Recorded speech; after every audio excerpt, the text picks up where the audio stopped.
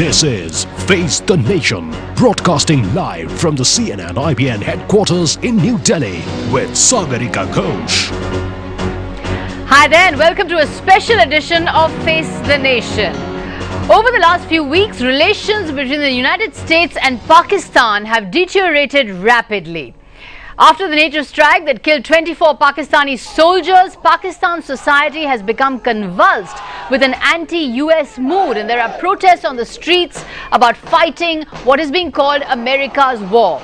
With President Zardari suffering a heart attack and being airlifted to a Dubai hospital, is Pakistan set for big changes? And is the US-Pakistan relationship about to be reset?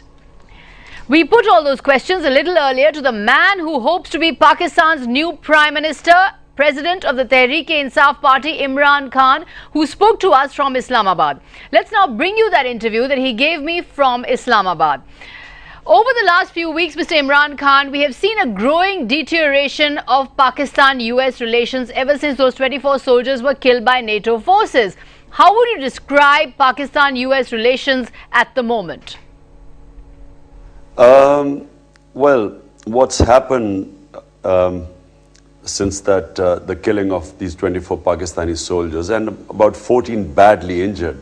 Remember, these are injured by bomb shrapnel, which means serious injuries. So, what is the feeling in Pakistan? A feeling of anger that there is an ally who Pakistan has sacrificed, almost 40,000 people dead, equal amount limbless, because bomb attacks leaves a lot of people are minus limbs, and then not to mention the loss to the economy, which is estimated to be over $70 billion. Total aid, $20 billion. Now, if you bear these figures in mind, and bear in mind that this was never Pakistan's war, and then to think that's a country that has paid such a heavy sacrifice for someone else's war, that someone then kills those soldiers who are being attacked on a daily basis. Every day you read Pakistani soldiers dying and Pakistani civilians dying. Every day. So how would an ally feel after that? After 7 years of so many sacrifices, how would an ally feel? Anger. There is deep anger against this war. And then people don't understand, what is this all about? When will it end? What are the objectives of this war? What will be victory? What will we say that we won the war? No one seems to know. But Prime Minister Yusuf Raza Gilani has called for a complete review, in fact, of the US-Pakistan ties. What does that really mean? Can Islamabad afford to have an adversarial relationship with the United States? You know, there's a big area between being an adversary and being a total slave. There's an area in between where you can negotiate for mutual benefit. Now, the problem with Gilani and Asif Zardari is that these are products of the NRO, the National Reconciliation Ordinance, by which Zardari had all his corruption cases given amnesty, which was billions of dollars. And the other side of the agreement was that they would do whatever the US says, because the NRO was brokered by the Americans.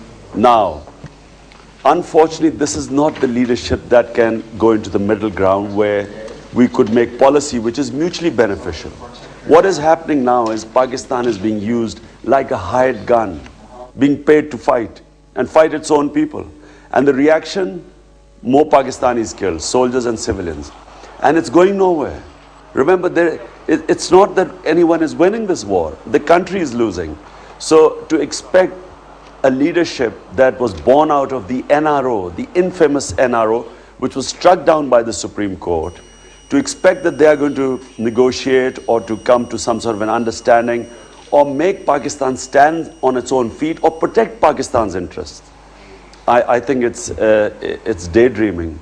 So what we hope is a new government, elections, new government comes in and then talks to the Americans, and there should be some semblance of equality in a relationship. It should not be what is happening right now. So both Gilani and Zardari are discredited in your opinion, and they cannot be relied on to have any kind of equitable relationship or reset the relationship in any equitable way with the United States. You have often spoken against war on terror and against the NATO strikes, against the drone attacks, but is it really possible to win the war against terrorists, to win the war against militancy without the United States? The US, getting into US's war has exacerbated the problem for Pakistan. It's not made it easier. In fact, what is happening? Now let me just make you understand what's happening in the tribal areas. In the tribal areas, there are about 1 million armed men. Million. And every man is a fighter there. Now, the terrorists or the militants are few thousand, maybe 15, 20, 30, 40,000. But there are 1 million armed men who can look after themselves, who can look after the whole area. Now, why are they not taking on these militants? Because the people in the tribal area are conservative. They see life in black and white. They see fellow Pashtuns on other side of Afghanistan, a foreign invasion, fellow Pashtuns being oppressed by a non-Muslim. They think that anyone who's fighting the Americans is fighting jihad, is a mujahid. So they're not going to fight those guys who they think are fighting the Americans. It's just anyone who understands the psyche of people in the tribal area will understand that. Because throughout history, every foreign invader has been resisted in this part. They fought everyone. They fight each other when there's peacetime. Whenever a foreigner comes, they all get together. So the way to win this war is to have ceasefire. And then Pakistan should then pull out of this war and empower its tribal people. The moment it is no longer, Pakistan is no longer fighting America's war, these tribal people will look after this area. They will eliminate the terrorists. Either the militants will become part of the tribes again, or they'll be eliminated because no one can stand up to them. At the moment, they are not taking them on because they think they are fighting the Americans and it's jihad. So this is a never-ending war if we keep going on as we are. Neither are the Americans going to win in Afghanistan, nor us here. So in a sense, you're suggesting that the United States is waging this war against terror, but it's becoming a war against Pakistan itself with the drone strikes, etc. Do you believe that the United States could be planning something bigger against Pakistan? Do you worry that the US could attack Pakistan? I don't know what it will achieve by doing that. I would have thought that the US has their hands full. I mean, there are noises against Iran right now. Afghanistan is, in my opinion, if they leave without a proper settlement, it's conceivable that there could be even more radical regime than the one they displaced 10 years back. So what are they going to do by attack? What will they achieve by attacking Pakistan? I mean, if they think that there are about 5,000 or 10,000 fighters in Pakistan, and if they attack Pakistan, I guess it would be going after these 5,000 or 10,000 fighters, they say, in the sanctuaries. Is it plausible that because of them, 140,000 American soldiers or NATO soldiers, the biggest military, I mean, never has history known such might, military might as this 140,000 strength army. Is it plausible that they're not winning because of 10,000 soldiers in Taliban in Pakistan? It's not. I think that the whole strategy has to be rethought. The problem is Pakistan can't be a partner because we have such incompetent, corrupt leadership right now. They just are, in fact, the whole strategy of war on terror is in the hands of the army because this leadership has just taken no interest and just sublet the war to the army. And so we are going nowhere. If Pakistan had strong leadership, they would then sit down with the Americans and work out where Pakistan could be useful in a peace settlement. Rather than being told Pakistan to go after chasing ghosts in the tribal area, and eventually, which would probably lead to the destruction of Pakistan because we are already bankrupt. And this war has meant that there's a flight of capital, no investor comes into this country, there's uncertainty. The whole of the northwest, what was the frontier province, now KP, most of it is devastated. Businesses have run away.